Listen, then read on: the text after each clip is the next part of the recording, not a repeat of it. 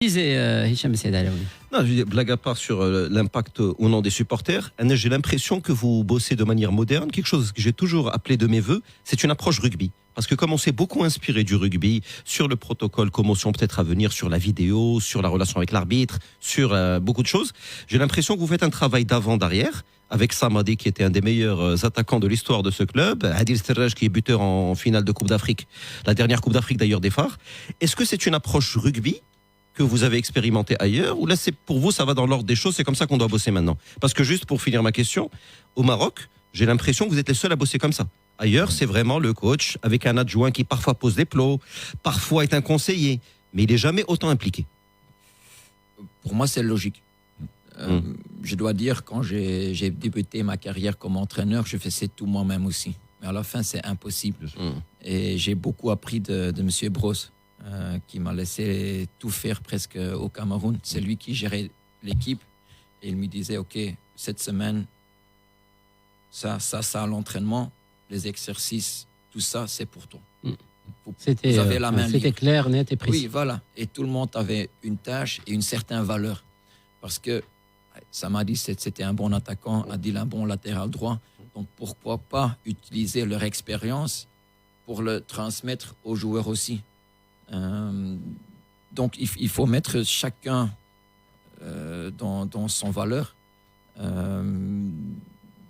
Et quand quelqu'un se sent apprécié, il va encore donner plus.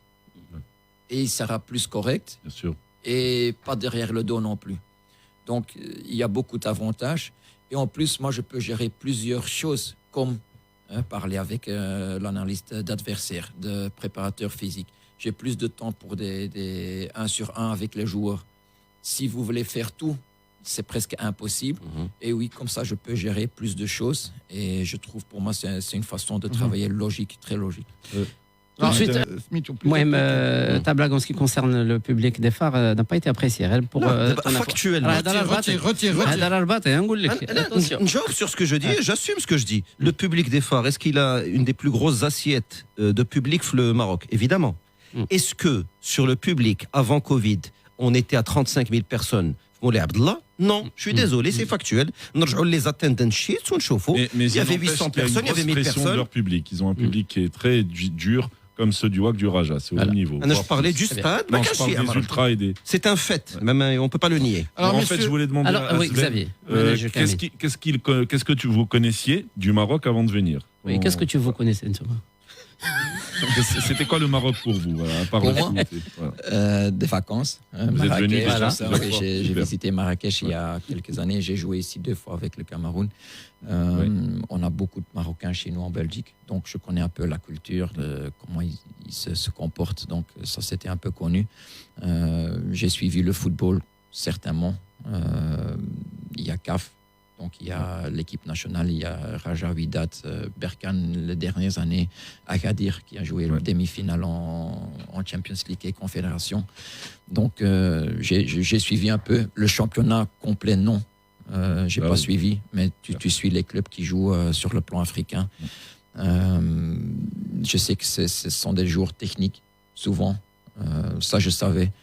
Mais c'est toujours un cas spécifique. Quand tu arrives dans un certain club, il faut connaître la culture du club, la culture de dirigeants, des supporters, et puis se connecter avec. Voilà.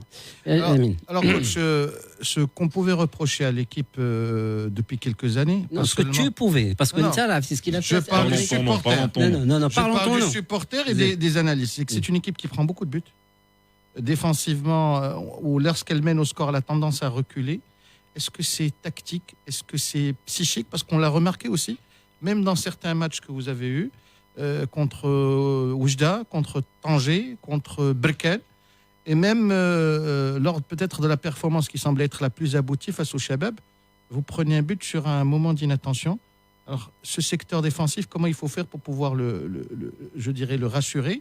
Et puis, comment changer les mentalités pour ne plus reculer systématiquement dès qu'on prend l'avantage? Je pense que la dernière question, c'est le plus important. Je pense que c'est surtout un plan mental. Dès qu'on mène, automatiquement, presque, on va reculer. Sans être demandé, c'est quelque chose de protéger ce que vous avez. Et peut-être c'est le peur de n'avoir rien gagné pendant et c'est un souvent, certain pardon temps. Sven, c'est ce qu'on reproche aux entraîneurs. Pourquoi il s'est retranché alors que c'est des consignes? C'est-à-dire qu'on n'a plus rien. À ce moment-là, ce sont plus les joueurs qui conditionnent la suite de la rencontre. Oui, et pour changer un état mental, il te faut minimum 3 mois. Pour changer une habitude, il te faut minimum 3 mois. On s'entraîne beaucoup sur le pressing vers l'avant, une ligne défensive haute. Mais c'est vrai que après mener, on a marqué, on recule.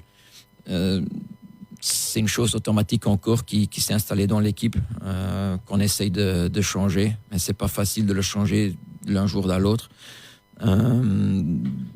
Encaissé, jusqu'à maintenant, on n'a pas fait un clean sheet. Ouais. On a joué 5 matchs, on a toujours encaissé un but. Contre le Raja, ok, tu peux dire première mi-temps on joue haut, deuxième mi-temps on descend, aussi par rapport aux qualités de l'adversaire parfois. Mais ça c'est un cas du Raja. Les autres matchs, c'était l'adversaire qui était supérieur sur le papier. Donc voilà, ça on peut comprendre. Mais dans les autres matchs, on doit encore oser de jouer plus haut et rester offensif, plus dangereux. Pour que l'adversaire ne nous attaque pas. Vous êtes plus facilement. à l'aise dans une organisation à 4 défenseurs ou à 3 actions? Vous, dans votre conception du football? Moi, je ne dois pas me sentir confortable. Les joueurs doivent se sentir confortables. Voilà. Ce que moi je pense, ou ce que moi je sens, c'est pas très important. C'est les joueurs qui doivent se sentir. Parce que si moi je suis confortable dans un 3 et le joueur non, ça va jamais marcher. Donc, c'est surtout les joueurs qui doivent se sentir confortables. Alors, ce week-end se profile donc à l'horizon un fameux derby Wydad Raja de Casablanca à 17h. Est-ce que vous allez être devant votre téléviseur ou vous allez vous contenter juste Non, vous allez suivre ça de très près?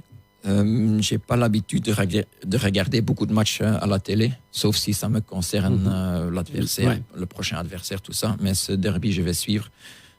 Parce qu'il y a l'intérêt du niveau Maroc, il y a l'intérêt de voir Raja contre une bonne équipe pour l'analyser. Donc il y a certaines choses qui m'intéressent pour voir ce match.